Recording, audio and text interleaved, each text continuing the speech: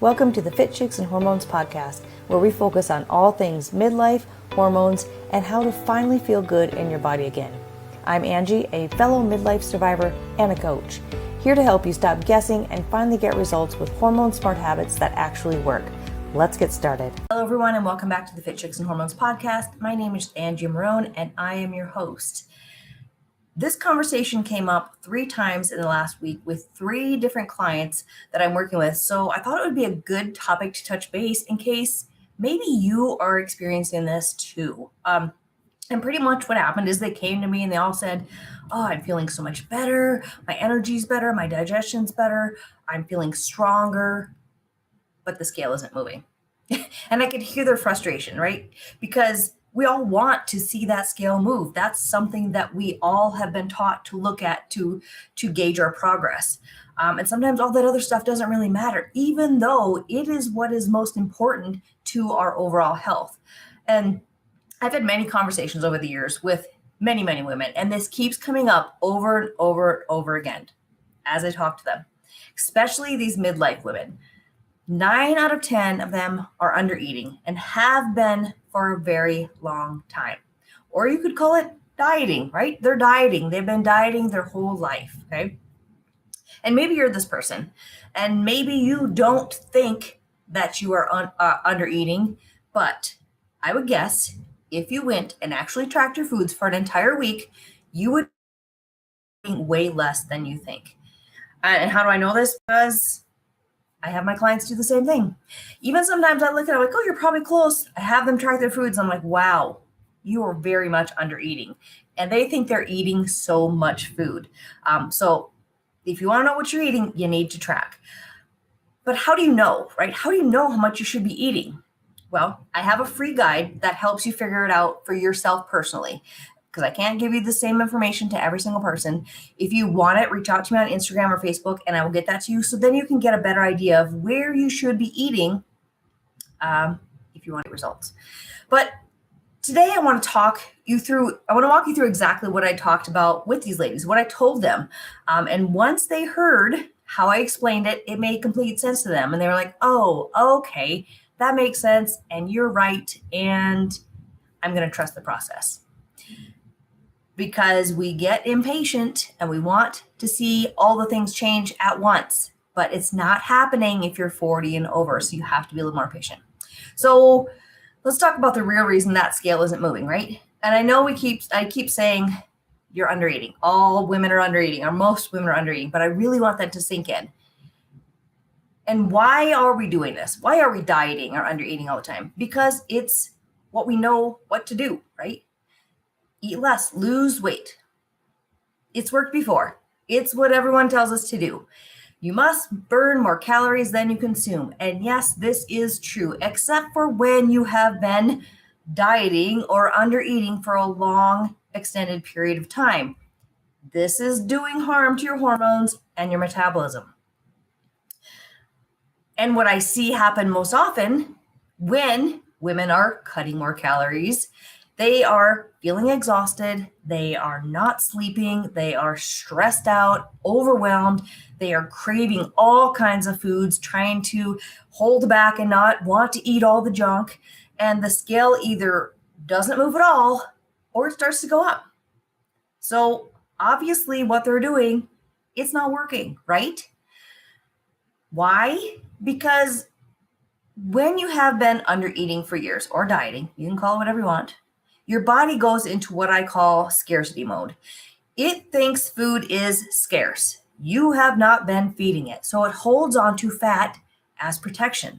That's what it's meant to do. Its number one job is to keep you safe.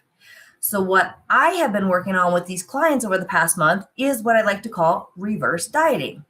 We have slowly been increasing their calories, not a lot, because that would lead to a lot of weight gain, and we don't want to see that happen, but a small amount week after week.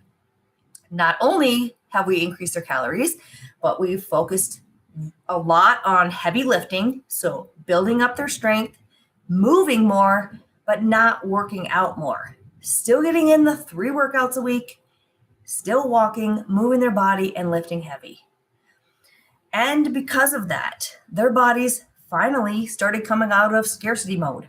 They started burning fat and building muscle at the same time. And when that happens, the scale does not move.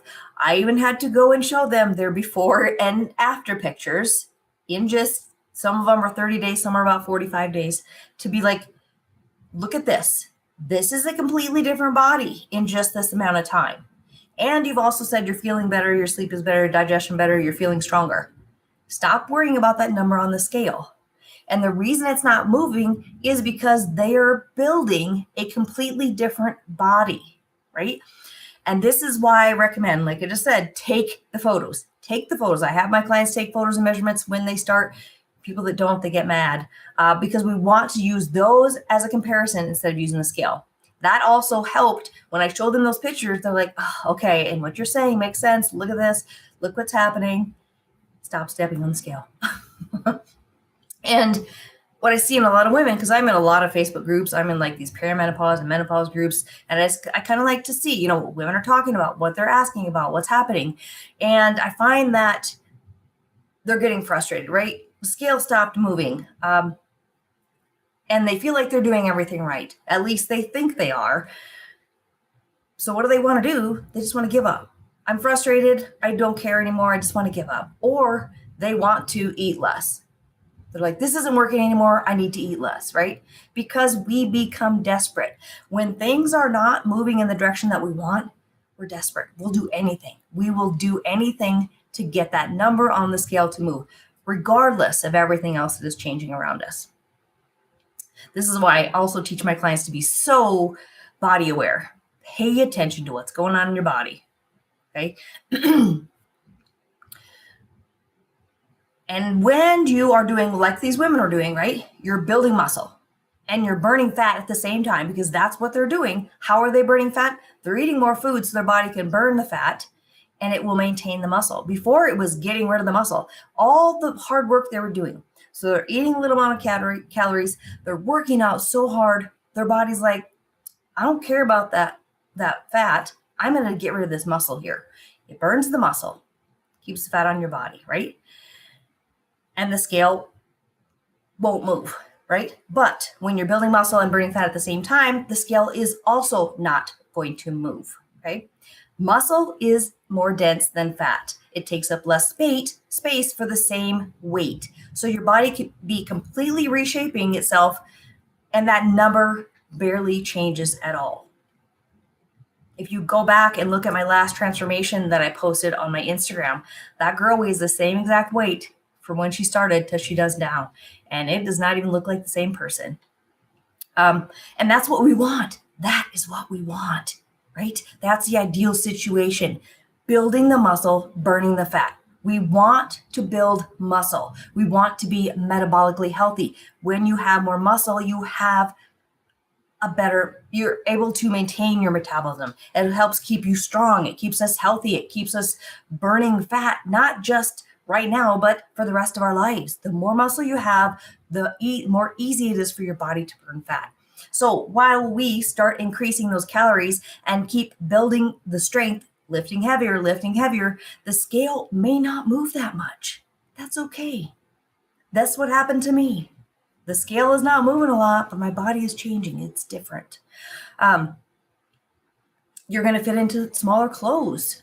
Your clothes are going to start falling off you. You're going to see muscle definition that you haven't seen in years, right? You're going to feel stronger when you're walking up the stairs. You're going to feel stronger when you're carrying your groceries. When you are playing with your kids, your grandkids, you're going to have that endurance and that strength to keep up with them. That number on the scale can mess with you so much. You need to just stop letting it. For a lot of my clients that struggle with that, I make them hide it, put it away, get rid of it, stop stepping on it. If it's messing with your head, there's no reason to keep stepping on it, right? There's no reason to look at it. That's not what we're gauging your progress on. The scale tells you nothing about fat loss, absolutely nothing. It can shift every single day. That number on the scale can shift every single day because of things like water retention, having more salt, stress, not sleeping, your hormones shifting, and none of these things have anything to do with whether you're actually changing, right? And that's why people, it's funny because I was just training my mid 70-year-old clients virtually today, and they're both having a conversation about this. And they're like, yeah, my weight shifts anywhere from 3 to 5, maybe 6 pounds. I'm like, ladies, that's normal. That's normal. It all depends on if you drink more water, drank less water, you had more carbs, had less carbs, you pooped today or you didn't poop. Like that is normal. It doesn't mean you're gaining 5 pounds of fat in a day. It does not mean that. Stay off the scale. Get rid of it. If the scale is not moving, but your body is changing, so your clothes are fitting different, you're feeling tighter, you are doing the right things, and you just need to be patient and stay off the scale. So if anything, you've learned that the scale is the enemy, so get rid of it, right? So if you feel like you've maybe been under eating for a while, or let's say you've been dieting, I've been cutting my calories, or you're doing everything that you know you need to do. Because a lot of times I just started with a client who her foods looked amazing. She was eating great food choices. She's under eating. We had her track and I can already see she's under eating, right? So if you feel like you're doing all that, but nothing was happening, she's like, nothing's changing. I cannot do this. I don't know what to do. So if that's what's happening, if you've been dieting, cutting your calories, you're doing all the right things, doing other things. Remember, when you do the lifestyle stuff too, but you're not seeing the results, reverse dieting might be exactly what you need to do next. And I know it can sound scary, like eating more when you've spent all these years trying to eat less. Even some I've had clients tell me that they're like, this is kind of freaking me out. I'm struggling with eating more. And I get that.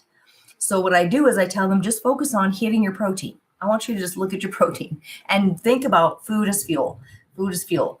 Food to burn the fat. For food to burn the fat. Like all these things I'm trying to get in their head so they get away from food is going to make me fat, because it's not, right? When reverse dieting is done correctly, you're going to see phenomenal results. I guarantee it. I've watched it happen with client after client, and I've done it with my own body, especially in perimenopause, like when building muscle and losing fat is harder. It can be harder, especially if you're not eating enough food.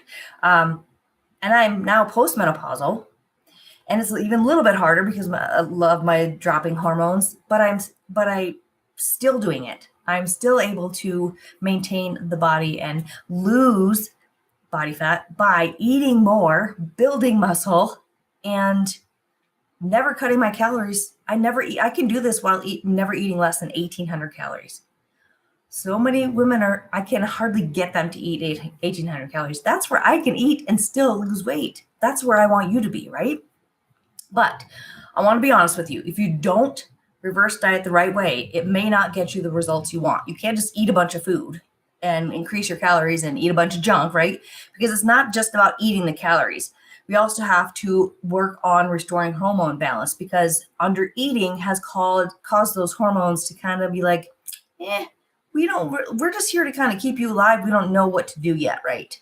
And it comes from how you structure your meals. You have to structure them properly and managing the lifestyle around it. So there are more pieces to just eat more food, right? So if this is something that you're interested in, I would love to talk with you about my midlife makeover program, because this is exactly what we do there.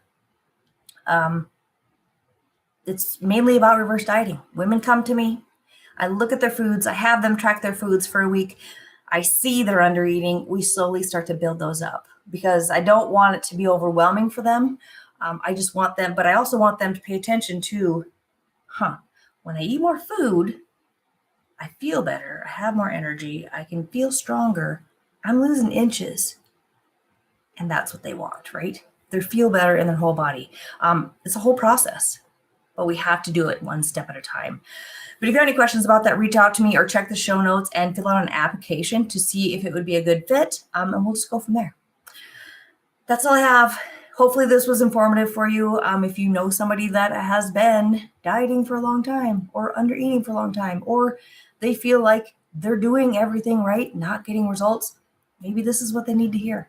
First of all, stop stepping on the scale. Take your pictures, take your measurements, and then maybe start eating a little bit more food.